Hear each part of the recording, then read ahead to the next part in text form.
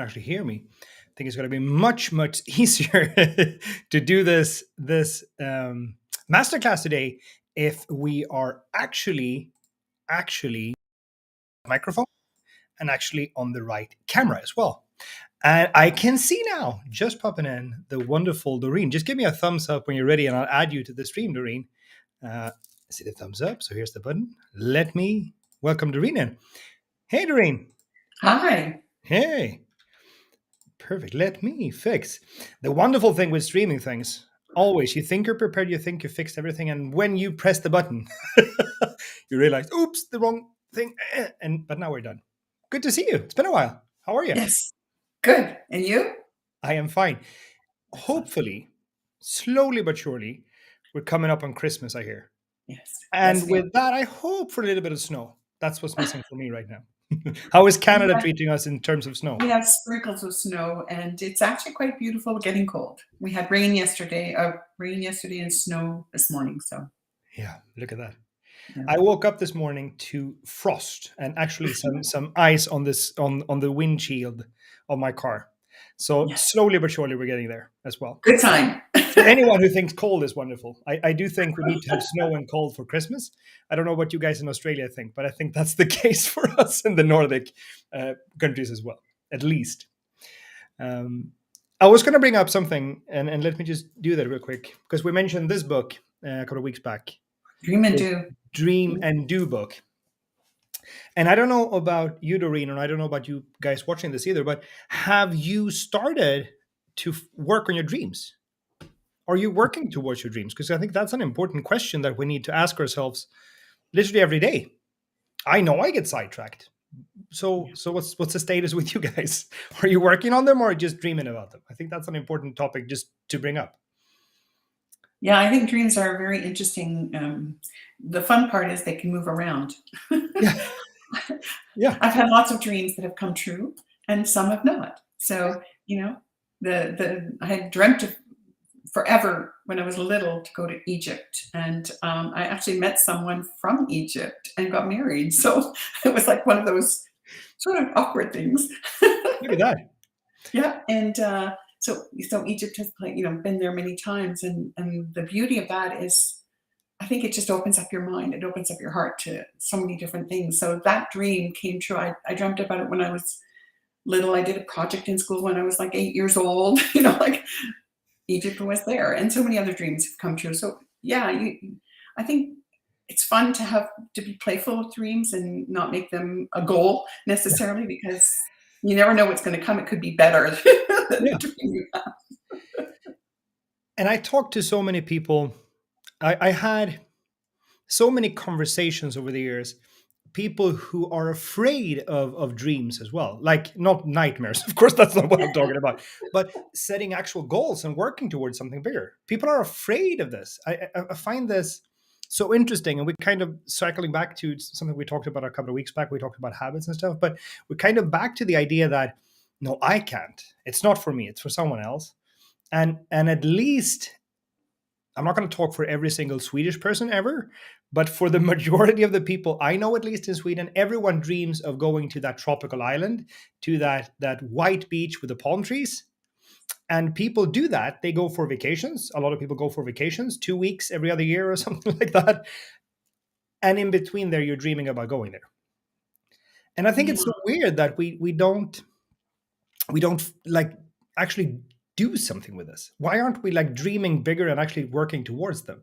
I don't think you need to have goals attached or a timeline to every single dream you have. I think we can have, as you say, the playful and an idea about where we want to go. But I think it's also important that if we actually want to do something, if you want to turn something from a dream into something real and turn it into a goal for your life, I think we need to do something.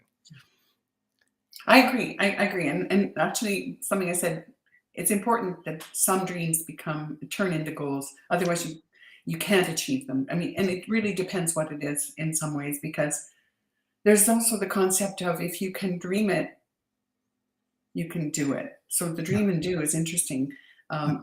If you can't dream it, then chances are you can't do it. So we have to have those sort of variety of times in our life where we can spend time dreaming about something, so that visualization they talk about out there magnetizing or aligning or whatever, but there's all kinds of ways and I guess processes. But the fun part about it, I think if you can imagine it, Yeah. then chances are you can do it. And Yeah.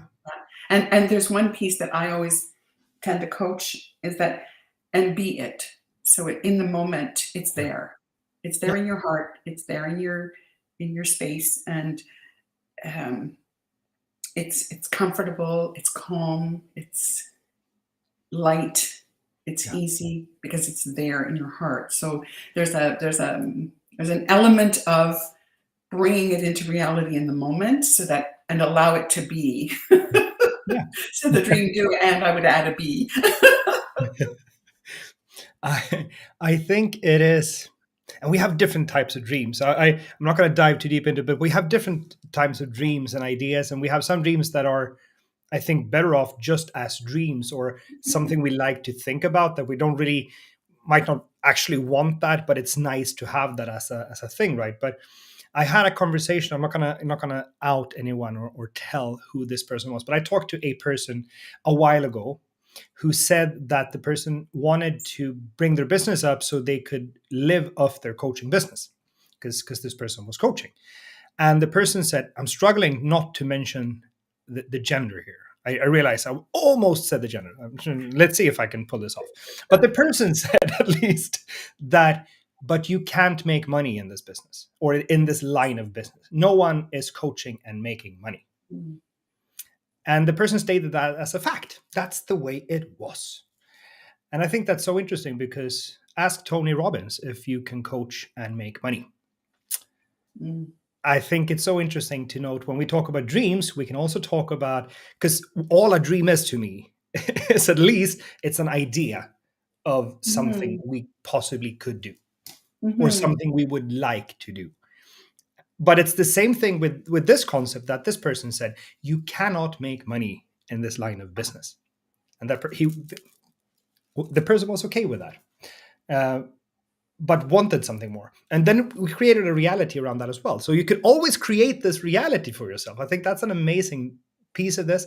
Some people live in their dreams, some people live in reality, or so they say it's reality. But I think we can create what is reality based on what we want to do and combine our dreams so we can dream and do. Yes. I think that's important. Mhm. You raise a couple of very valuable points, I think, in the essence of how we create our reality versus allowing the dream to have possibility. And so we keep today so rigid, and Yeah. that's where we put our attention. But I think we miss things along the way.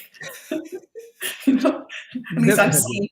seen in the work I'm doing with people that, yeah, as soon as they sort of open up to the possibility, then they're going, oh yeah, oh, I tried that and it worked. Oh my gosh, it's Yeah. possible. So Yeah. I think sometimes our attachment to money, you know, Yeah. the, the Yeah. attachment to money is something that is very complex. And Yeah. so paying attention to that within ourselves too, it's like, because you can make anything money doing anything. Yeah. It's possible. It's proven. And I want to prove this to you. I want to prove this to everyone right now. If you think about the most weird or interesting or fun thing you want to do, the best thing you want to do in the world, and you say to yourself, you can't possibly make money doing this thing.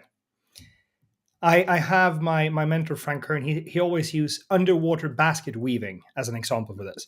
So let's say all you want to do is do underwater basket weaving. If you were to Google that, you would find someone who makes a living doing that. If you think going skiing, you can't make a living out of that, we all know you can make a living out of that. No, you can't make a living out of flying an airplane. Of course, you can make a living of that. You can become a pilot or you can do whatever. You can definitely make a living out of literally everything. Is it easy to do it out of every single topic? No, most definitely not, but it's definitely possible. So then you have to ask, what's the limitation? Well, Mm, I'm my limitation and you are your limitation. That's the only thing. that's right. That's right. I know someone who's making a living with smiling, Look at you that. know, and Look at a that. good living. Yeah. Turned it into something marketable. What's the value? Mhm. How can we help someone with something that they want help with? Yeah. Smiling, I think, is an excellent opportunity. If we can make people smile, I think that's a good start to every single day and every single thing we can do, right? So you can do anything that you want to do. But this thing, not the lack of hair, but the mushy thing on the inside, the ego, I think that's what's holding us back all the time. Yeah. So if I can encourage everyone to do something is write down a dream, because we're coming up on New Year's, and I think that's a good time for this to change. So write down a dream that you want to get done next year.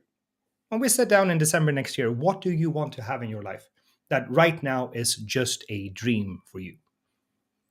And work towards it every day, every week, every month until you get there.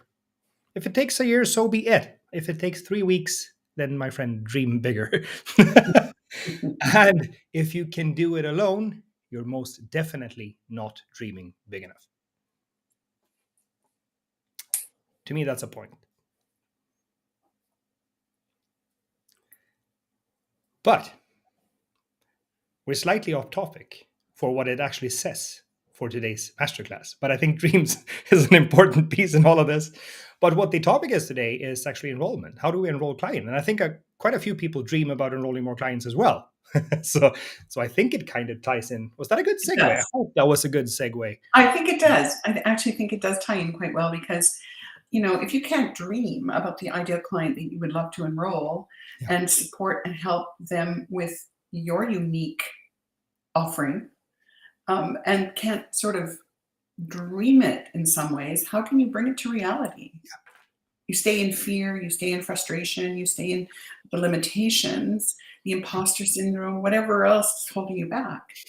But yeah, if you can dream it and really visualize it and really have that client in front of you, that they'll appear. And if it's not your client, then great. At least you've been able to make a decision it's not your ideal client. yeah, That's what enrollment is all about. It's yeah, it's it's serving. yeah, And are you able to serve yeah. and have that conversation? I was at a little event that was really about a year ago that was really fascinating. The gentleman was speaking about when I enroll, it's all about the client. It's not about me.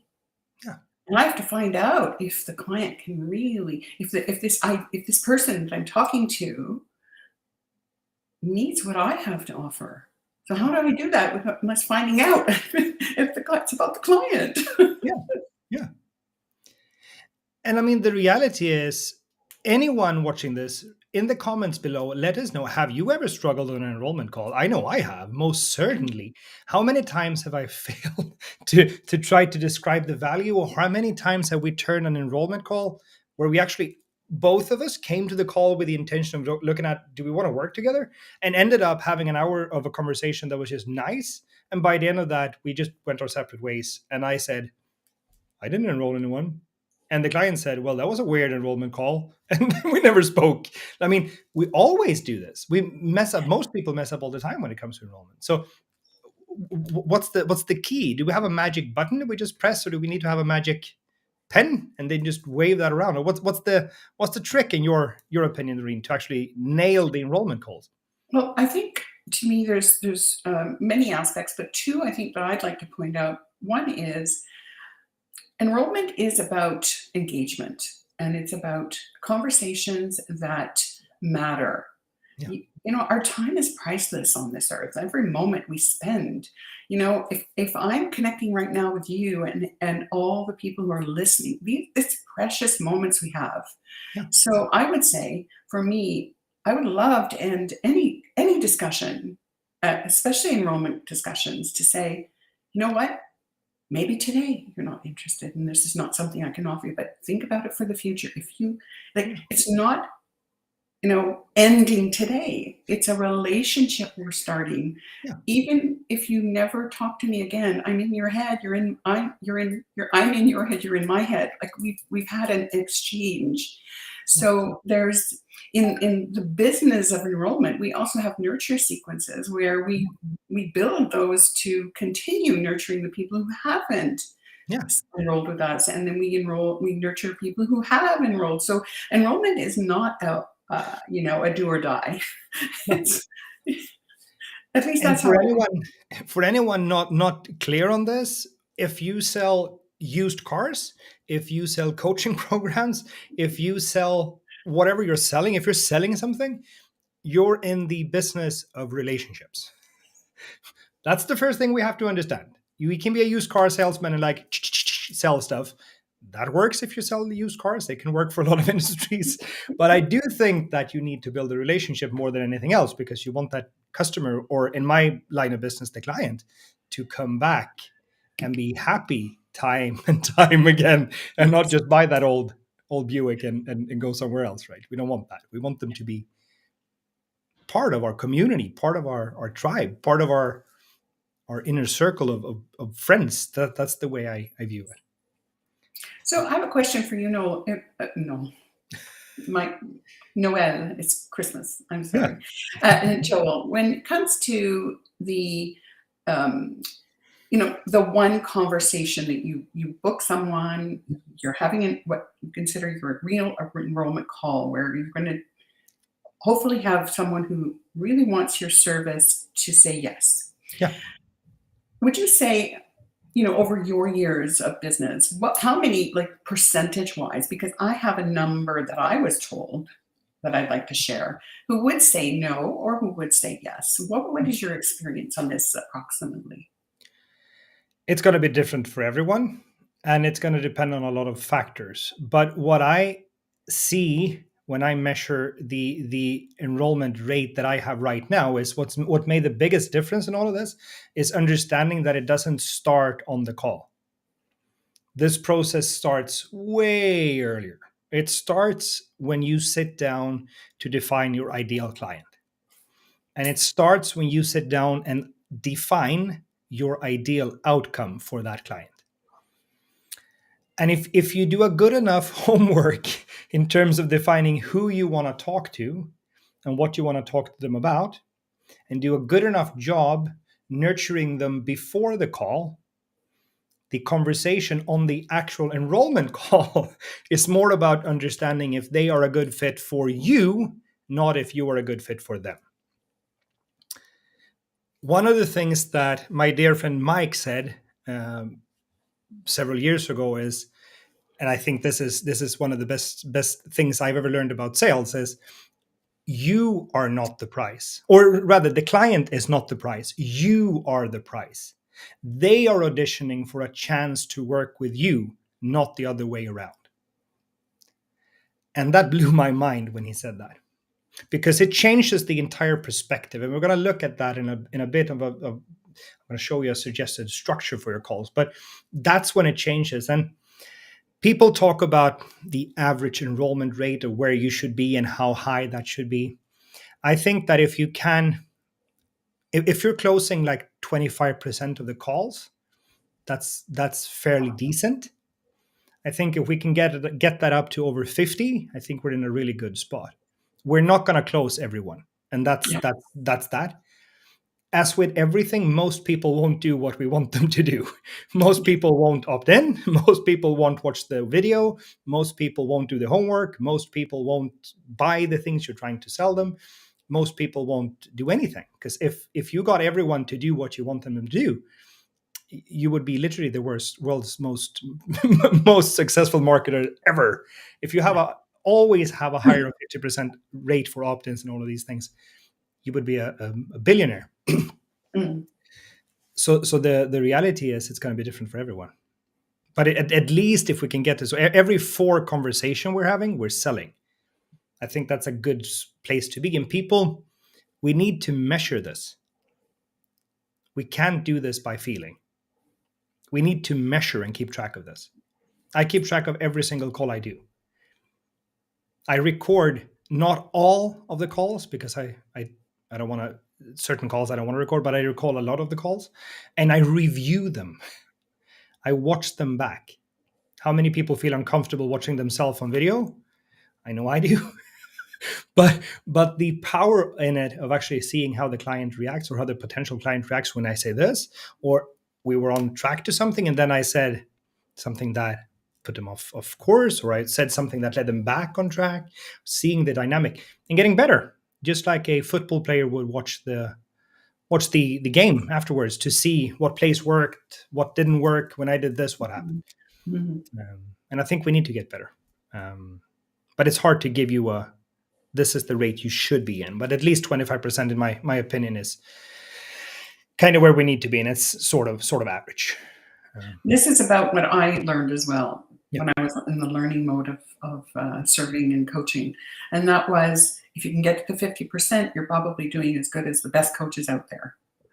Yeah. Because by the time, but I think one thing you said interesting about, it's not just about the feeling. If I understood that correctly, it's every enrollment call we have, we're also learning. We're learning about ourselves, and we're learning about our ideal clients. So if Yeah. we can go into those, I think, enrollment calls with that concept, it makes it a lot like you're in school. It's more relaxed. It's like, Yeah. be yourself.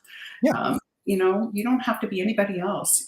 You're going to be working with the clients. So as much as you can get into that place before an enrollment call, I think you've mentioned in the past, you get ready for them. Like, I put myself in a place where I'm at my best as much as I can be. So, and I also think that it's very very valuable to offer some value. If a client can learn, if a potential client or person that you're talking to can learn something about themselves or be aware Yeah. about something that they didn't know, and the light goes on, Yeah. and you go, yeah, wow, that's neat. Whether Yeah. they sign up with you or not, Exactly. it's you've offered something, and then also I gained something, Yeah. conversation, knowing that the person they connected with that. That's awesome. Yeah. So I tend to go into these calls knowing that, as long as we're both in a good place when we end the call, and we've either learned something from each other, and then we're either wanting to continue to engage, there's a price. Yeah. And maybe it's just going to be continue on my nurture sequence. It's okay. you know. And I mean that really brings me to one of the things that I think is the most important thing, what you just said. We have to provide value. One of the worst feelings I know is when I fail to present the value or the importance of doing something. It doesn't need to be working with us, like, hey, yes, we're signing up, but it could be that this is important to you, and the client or the potential client doesn't understand this. And then we end up in a situation where they go do something else because they didn't think that was valuable. But I know, shoot, I missed that. They're Mhm. not going to be able to do the things I know they need to do because I couldn't explain it well enough. Yeah. And I still fail at this. I mean, it's not like you get to a point where you never mess up. You always do. But I mean, I can give you an example. I had a client a while back, or a potential client, that it was spot on. Like, everything we looked at, we could help in every single step of this. She did not understand the value because I jumped ahead way too fast. I skipped over several steps that I would have needed to explain and walk her through. And I was so eager. So I jumped ahead because I knew that this is going to be awesome. This is going to be perfect for you. You need this and this and this and this. And she wasn't ready. She didn't know that. Mhm. So we ended the conversation and she was like, yeah, I need to think about that. How many times have you heard that? Yeah, I need to think about this. What's there to think Yeah. about? Yeah. Can we just do this? And I feel horrible. And that's also, I don't want you to feel horrible, but when we fail to present the value or explain it in depth enough for clients, I feel bad when I go to bed at night. And that's the way I want it to be, because I let someone down. And that sounds a bit harsh, but that means I need to improve. I need to get better at it, to explain things to clients. Not just like, hey, here's a thing, go buy it, but actually the core concept of what I see they need to do in their business.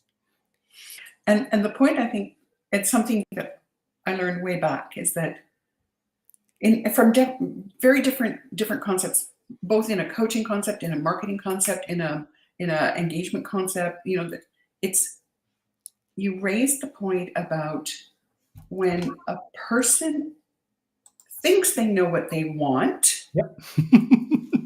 but in the conversation, you tend to know what they need to get to where they want to be. Yeah. But that's sort of a tricky journey in that enrollment call or in any conversation Yeah. to help them get clarity on, is it really what they want? Because you know that you have what they need Yeah. to get where they want to be. And so that's a really interesting, intricate conversation, dance, stepping on each other's toes sometimes, but to get to the end where you actually, and then after, when you feel you haven't, like you said, been able to serve them or give Yeah. them value, then paying attention to that within yourself and using it as an opportunity to grow. And Yeah. so, like, like a reviewing if you've recorded, or reviewing your notes and getting comfortable that, yeah, okay, I can learn something here for my next enrollment call. Yeah.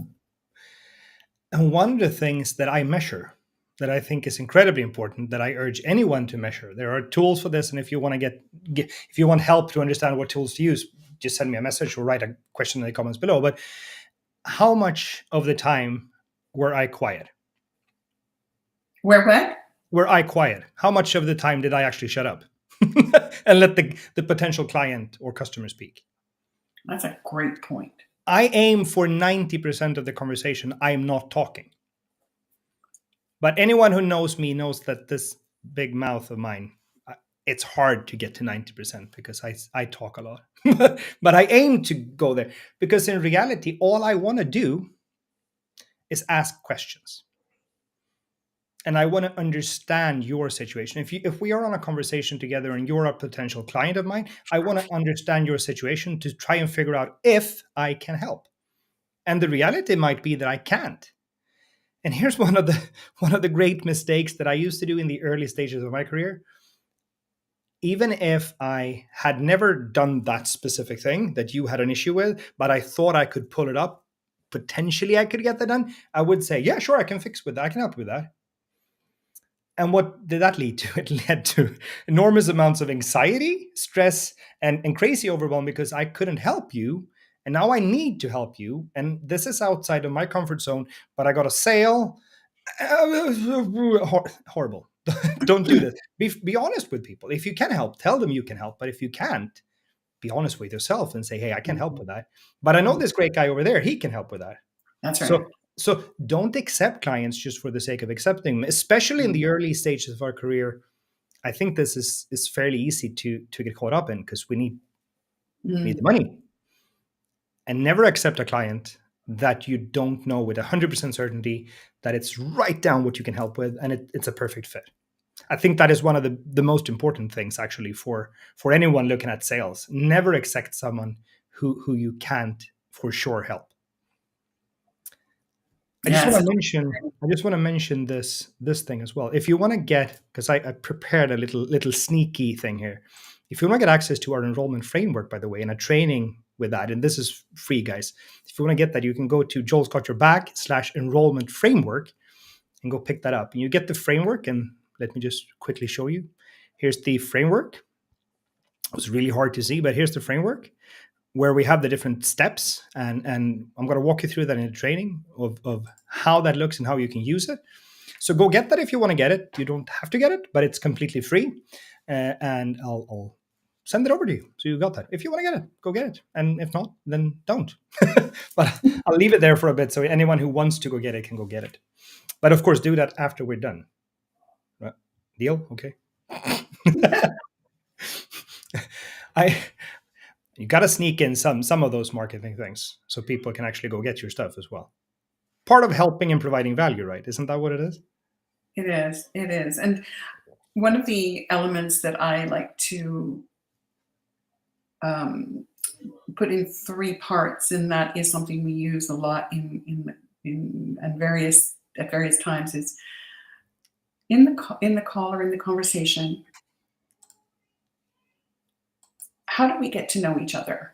Yeah. How, what kind of questions can we ask, Yeah. or how can we listen to really get to know each other? Yeah.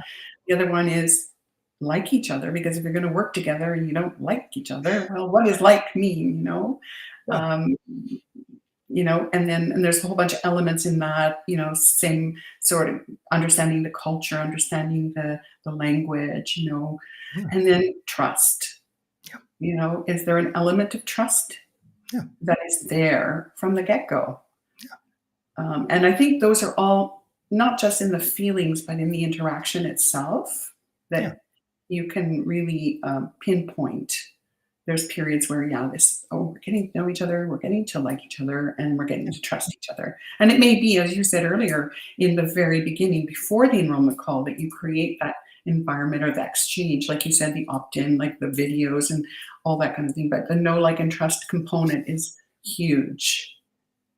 It is, and it's of crucial importance, and especially because you need to remember one thing when you are looking for clients and talking to potential clients. People are looking for a solution to a problem they're facing. They do not need your issues or your doubt or your imposter syndrome thoughts about how if I could do this. They need someone to reach out and take their hand and walk a path together. So Yes. you need to think about long before the call to establish yourself as a grounded, knowledgeable authority for the problem you're solving. We need to frame the entire conversation. None of us is like a demigod or a god in any way, shape, or form, but we need to establish what we're actually good at. And especially for my fellow Swedes, this is a huge problem because in Sweden, you cannot, for the life of you, say that you're good at anything. You can't. That's horrible. To all my friends in the US, you have no idea what I'm talking about. Cultural differences, right? But you have to establish yourself as a go-to provider of the service you're helping with. And you need to frame that from the very beginning. Otherwise, the conversation will start and you will spend the first 45 minutes explaining what the heck you're doing and why you can do this or why this is important to anyone.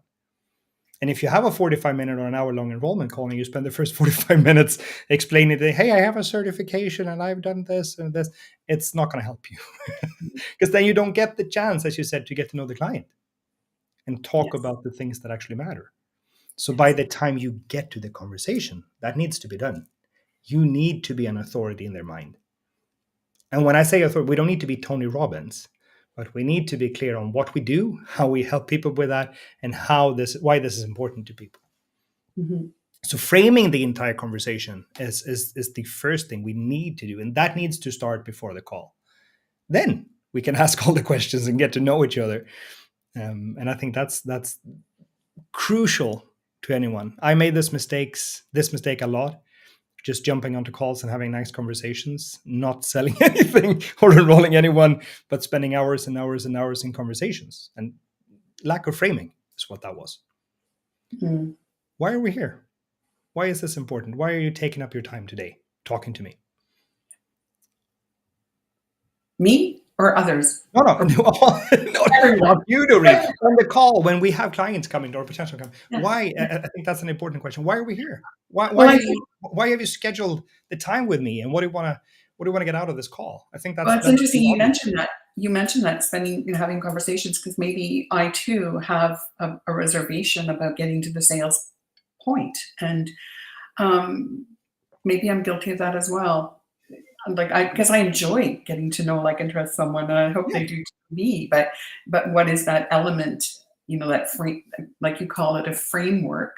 yeah, So I'll have to pay more attention to maybe the framework of what is, what is what is a sale? To me, it's the engagement piece, but I think wouldn't it depend also on which area you're working in, you're coaching yeah. in, that it requires not just one conversation, it requires much more. I Sure. would imagine if it's in sort of the health field, or if it's in certain fields, it's a little harder. But if it's in a certification, if you're a trainer in a certification program, it's much easier because either they're aligned with that training or not. So I think the enrollment calls would I'm guessing, framed differently. You can sort of.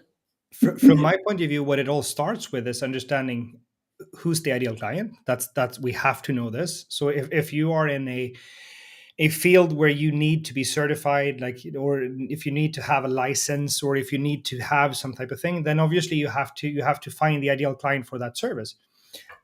What I'm going to say now is probably a bit controversial, but in most situations, your certifications, your wonderful diplomas, and all of these things you spend so much time working on is completely useless in terms of actually enrolling anyone. It's important 2 times. Can you guess what 2 times they are important? Times certifications are important. Legally? The first client Oh. and the second client. Oh. Then no one cares. Oh, you've done this before with people similar to me. Awesome, let's go. Has anyone for the last couple of years, no one has asked, I'm a certified business coach. I have a bunch of nice diplomas that I can show if people wanted to show them.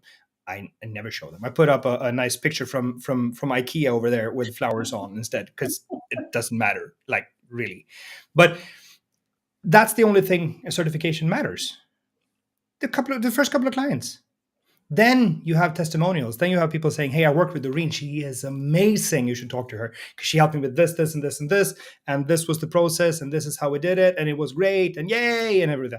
No one's going to ask about that anymore. Of course, if you're a medical doctor, you might need to actually be a medical doctor. I'm not saying do that. Or if you're not an actual lawyer, don't give legal advice or whatever, right? But if we talk about the coaching space, if you're a life coach, a health coach, business coach, in terms of like things like this, it doesn't really matter. Don't hunt those certifications for the sake of it. Of course, learn skills. That's important, right? But the actual paper itself, it's not important.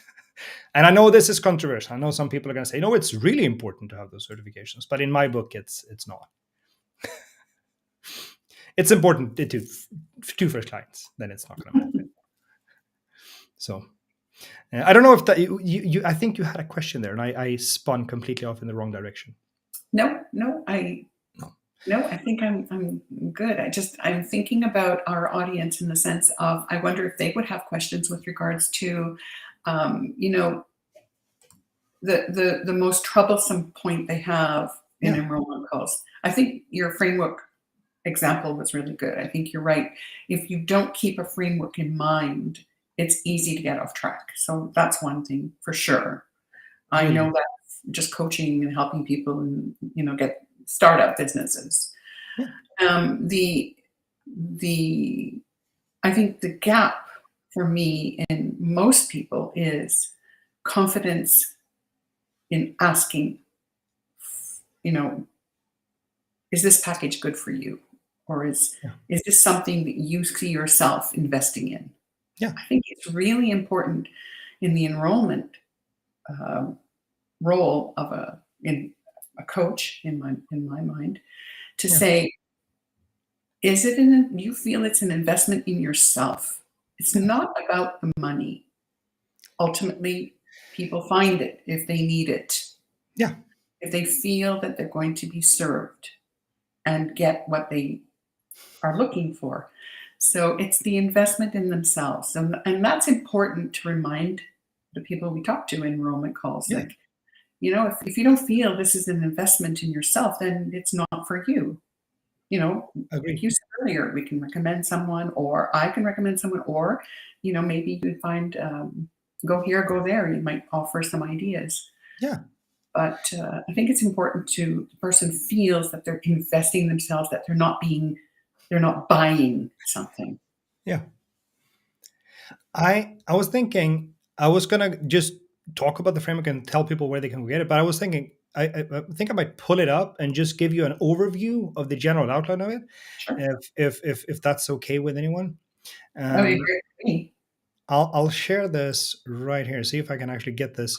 Let me know as well in the comments below. It's hard for me because it's big on my screen, but it might be small on your screen. I'll zoom in a little bit, so you might be actually able to read it. If you want to get the framework as well, you can go get the framework. I'll put that up. No, I'm not going to put that up, but you can go to joelsculture/enrollment framework and get it. But I'll leave that in the comments as well. Really, these are the 6 steps on the actual call that we need to address. The first thing we need to do is get the framing right. And as I said before, this starts way before the actual call. We have to get this done and into the right concept of it long before the call. Then we want to keep it short and sweet. We don't have to small talk for like 45 minutes. We can just say, hey, everything good, get started and get on with it. And I always recommend having some type of pre call homework or something they're supposed to do before the actual call. And the reason for this is we tend to have a training, several, depending on the call, but one of them is about their vision. Where do you want to go, right? We want to have something so they can start the process of thinking how you can help them. We want to start the entire process of them going into the idea that, hey, I'm booking with Doreen. She might actually be able to help me. And now I started to do some type of homework before the call. Two things. We're helping them already, which is the biggest thing. The second thing, they're now invested in actually showing up for the call. So you will lower your no-show rate quite a lot by adding a homework or something to do before the call. And I think that's important. So one of the things I always ask is, why did you book this call? And I do this early in the framing phase. I ask them, why did you book this call? And then I ask them, did you actually do the thing you were supposed to do before the call? If that's watching a webinar, if that's doing a training or something. And if they didn't do that, I'm going to stop right here. And I'm going to say, awesome, thank you very much. I do, before we go further in this call, I want you to go watch that training, or I want you to go do that homework, or I want you to go watch that webinar. And once you've done that, let's cycle back and let's have this meeting. Because it's so important for a conversation that you've done the homework or watched this thing that I need you to do that. Is that okay with you? Because if they are not committed enough to actually watch the thing you're telling them to do before the call, what's the chance of them actually buying anything from you? They're not committed enough to actually do the work required to have a good conversation together. And I know some people are going to say, no, when you have them on a call, you sell them on stuff, but we don't sell people on stuff. We have them show us that they are a good fit for what we can help with. Completely different thing. Mm-hmm. We're not selling. We're asking people to show us that they are a good fit to work together with us, if we can help them. Then we move along to the next phase where we gather data, we gather information, we ask questions. If you go to the doctor's office, you're not gonna come in and he's gonna say, or hopefully not, he's not gonna say, here's the drugs, go get those at the pharmacy and go home. He's gonna ask you, or she's gonna ask you a bunch of questions to try and diagnose what the issue is. That's what you need to do. You need to ask questions. And we don't want vague, like surface answers here. Like, how much money do you want to make? I want to make more money. No, how much money do you want to make next month? A little bit more. No, exactly how much. Like, we want to go deeper here. And Toyota did this really well. Ask why 5 times. We have to go deep. And here, one of the hardest things we can do is not jumping in with suggestions or solutions.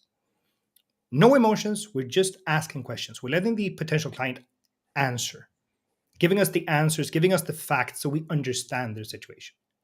We're not doing this with anything in any hidden agenda or anything. We're doing this to understand if we can help.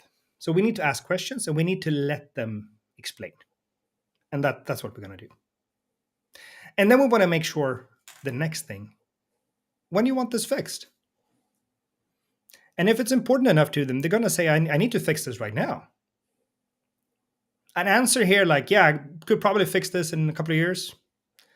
That's an indication for you guys to end the call because this person is not ready to do anything. They're not ready to move forward. And you can help other people who are ready to move forward. So if they're not committed, we'll end the call. Again, you can get access to the entire framework, so we don't have to look at all the details here. There's a bunch more. Then we want to understand, how long has this been going on? When did you first try to fix this? And I talked to so many people who tried for years and years and years to build up a coaching business, and they have not succeeded. And it's not because they are bad coaches. It's because small details that needed to change. It's typically issues in the process. How many times have you tried to fix this? How many programs have you bought? How many courses have you bought? What have you done with all of these things? Ask so you understand. And listen for the gold. If you hear something, like, I tried to solve this a million times and I did this, and this. there might be something here. They're willing to invest, but something happened. Listen for the gold and dig deeper when they say something that ties into what they talked about in the fact base. And I think this little wording right here, go deep, not wide. Super important, my friend. Once they are kind of done, you feel like they asked anything, ask the question, what else? What else? Anything else? Awesome. Did we miss anything? Anything else? And let them pour their heart out, because chances are most people didn't ask. No one asked these questions before. No one has listened to them when they explained these things. No one said these. No one listened. They were carrying this in their chest and in their mind. No one asked. Let them explain it to you. Let them tell you just how bad or how much or what it is. It's okay. Again, be quiet. Don't present solutions here. We're just gathering information, trying to understand. And again, how serious are them about actually showing up and solving the big problem? Once you know this, you need to know, are they ready? Is this the most important thing right now to solve? And if it's not, chances are they're not going to do anything. And let's not waste each other's time. I'm going to scroll down here because then we continue to the future. And again, none of these things, and this I want to point out, I'm going to actually do this because I think this is really important. None of the things I'm saying right now, looking at you, none of the things I'm saying right now should in any way, shape, or form be taken as us trying to leverage or take advantage of someone's situation. That's not at all what we're doing. A bad salesperson could do that, but that's not what we're doing. We are trying in our mind and on our notepad to understand the person we're talking to. We're doing that from here, from the heart. We're trying to understand still to see if we can help. That's all we're doing, seeing if we can help. Okay? So we don't think that, because the next thing we're going to move into is the future here. Why is this important? Why do you want to do this? And how can you pull this off? Why must you succeed with this? Why is this the top priority right now? And who's your biggest supporter? Is it your husband? Is it your business partner? Is it your kids? Who's your biggest supporter? And really, we have to understand why this is key for them. Ask these questions. Make sure to ask them. And I typically say this, if I had a magic pen, a magic wand, what could I wave and create for you with this magic wand? I think that's an important thing. And the question here, and some people find this a bit odd, and when you ask this, you have to ask this in a quite specific way. If you look at the stop one, the money mindset here, we haven't given them a price yet.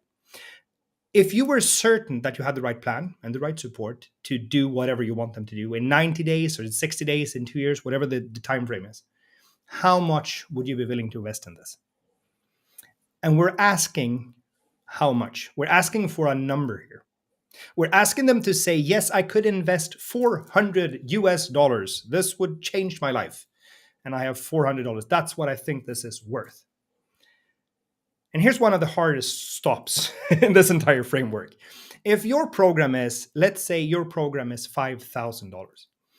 And by this point, when you know the facts, when you know what they've tried, when you know the outcome, why they think this is important, and they say, I would be willing to invest $1,000 in this. If I knew I had everything I needed, I would be willing to invest $1,000.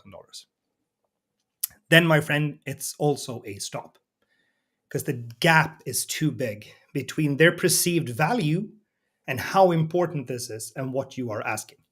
It's going to be incredibly hard, and you will have to persuade someone to sign up with you. And we don't want to persuade anyone. We want them to say, yes, I want to do this.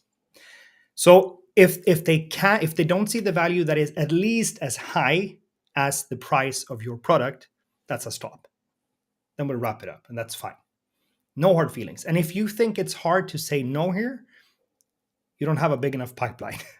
You need more meetings, you need more bookings, you need more people coming in. So if they say, yes, it's worth at least as much as I'm charging for the thing I'm offering, we move forward. And we tell them, why do we have the success rate we have, and we make sure to qualify. And you should be, and we are super specific with who we take on board. I turn down clients every week. And you might think that that is a luxury problem to have. To me, it's the reality of running a coaching business. We have to turn down clients that is not a good fit. I can either send them to someone else I know, or I can turn them down and say, I'm sorry, I don't know how to solve this problem. The example I gave in the beginning of the call with the person who said, you can't make money in this business. Of course, we couldn't help that person because they couldn't see the value in what we were offering. And I can't help someone who is in that type of mindset. So you have to qualify. You have to make sure that they are the right person. And here is really, really important. Make them work for it. By this point, still, you haven't given them the price, but you've understood the problems they're facing, how things have been, how things are right now, why this is important to them. They've explained to you that if they had the framework they wanted, they have the money, they would go for this. So how committed are you? Would this be worth for you? Would this be something you wanted to actually spend the money on? Or wouldn't it be better to just stay where you are? Why is this important? Tell me. You have to tell me why this is important. And at some point in this conversation, they're going to say, well, I think it's important to solve this, and I'm ready to move forward. And if you, my friend, think that's a good thing to do, then it's time to say, well, all right, I would like to invite you to take part in this. So when are you ready to get started? It's a wonderful segue. Still, we haven't given them a price. All right, my friend, let's see. I think you're a good fit. So when would you like to get started? And most people would say, let's start right now. And then they will realize, oh, by the way, how much is this? It's really interesting to note. But if you do this right, that's going to be the outcome for you. So then you deal with any questions they have, anything that has to do with the price or how is the structure of all of this. And notice we haven't in any way dove into the exact house of your offer, your program, the thing you're selling. We've talking about this from a fairly big perspective, the 30,000 feet perspective, the general gist of it. And when they say, awesome, let's go, you let them come. And then they can ask the questions. How much is it? How can we deal with this? And how can we do this? And once everything is finished, you send them the link to pay, you tell them, before you sign up and before you do this, are you absolutely sure? Because I don't want you to do this and feel like it's the wrong thing. So are you absolutely sure this is going to be right for you? Or is there any concerns with this? Take it away from them. Take it away a little bit. Make them tell you again. I think this is a good fit because you just explained to me all the things you do. And here's how it works. And here's how it comes together. The fire phase is also where we tell them about what we offer and how that works. So this place, we take it away a little bit and make them work for it. You know what that helps with? Refunds or people who change their minds tomorrow. They go to bed and then they talk to the wife in the morning and say, oh, it was a bad idea. I shouldn't have done that. You know how much it sucks to refund someone $5,000 or $1,000 or $500 when you thought you made a sale? Make them work a bit for it. And by now, there might be objections. But if you've done a good enough job of understanding the facts, understanding what they've done before, understanding why this is important for the future, and when you explain how this works, how your system or your solution helps, by now, chances are there are no objections. Because a bad salesperson have to deal with objections all the time. Are you ready to buy this Buick? No, I think I need to look at other cars. All right. Do you want the tires with it? No, I need to look. All of these objections. No, it's too expensive. I need to think about it. I need to talk to my wife. All of these things, you kind of take that away if you structure this in a better way. So it comes down to really understanding and framing the entire conversations together to make sure that you understand. And if and only if you understand and you understand that you can help, you invite them. That's the general outline. I went a little deeper than I was anticipating, but hopefully you see the value in this. And if you don't, you let me know and I'll explain it again in a different way. But this is really the outline that I want you to structure your calls from. And this works for any type of conversation.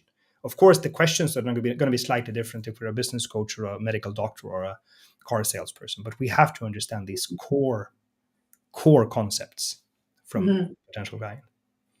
Did I that had make sense, Doreen, or did I just ramble on? no, I had some neat ahas myself. I wonder about our audience because our listeners, because for me, I enjoyed the stops. I'm surprised. I'm really surprised. I enjoyed the stops Yeah. because yeah, it's in your own mind too.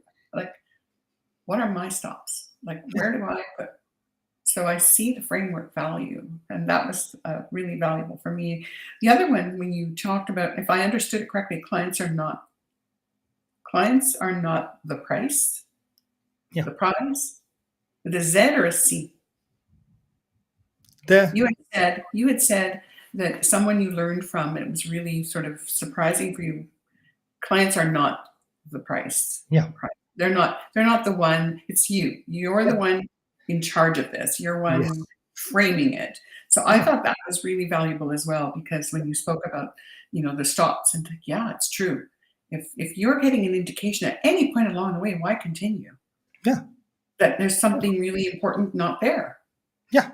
That you'll both be successful either that so that was helpful, that was very helpful. And I've got another one or two, but I loved what you said about go deep, not wide. I tend to go wide. Yeah. My nature as a mom, as a grandmom, as a person who loves to help and support, I tend to go wide, but I think it's really valuable to go deep. Yeah. I really do. And really pay attention to what's that big problem. That's someone that coached me yesterday said, what is the big, let's stay focused on the big problem, Yep. and then the other one is sort of the even just starting and getting their homework done and like commitment to it. Yeah. What is that in the process? Yeah, if not just be sort of easy and flowy and I probably would have stayed on the call. So Yeah. that was valuable to me too. So thank you. That was very valuable. And take a break, go and do, and then let's have another session. Yeah. And I mean, it's about commitment. And Mhm. it's about understanding a couple of things. Time, as you said, is the most valuable resource we have. And if someone is showing up to a call, not prepared whatsoever, hasn't done any of the things we want them to do before the call, just jumping on for whatever reason, I think it's important to step back and say, hey, this is a person who is not that committed. Should Mhm. I spend 45 minutes or an hour here with a conversation here that I'm afraid not going to lead to anything? Am I going to waste this person's time? Am I going to waste my time on this conversation, hoping it could turn out to something? I think it's better to be straightforward with we're here today because you need help getting more clients. That's what I do. Have you watched the training I wanted you to do? Watch before the conversation here so we can start off from that perspective. No, I Mhm. haven't. All right, I'm sorry to hear. Things happen. I'm going to send you the link again and we can reschedule. Does Thursday work for you? Yeah, Thursday. And then we have the new schedule. We have that done. They come back on Thursday or they don't, which is fine. And if they don't and you feel bad about that, it's not you, it's them because you are the price, not the Mhm. client. They are going to have to work to get to work with you because Yes. you are spending your entire business and workday on them. And if they are not committed, how can you be committed? Mhm. So we have to find this fit for everyone to be Yeah, really, that really is big. valuable. Yeah. Yeah.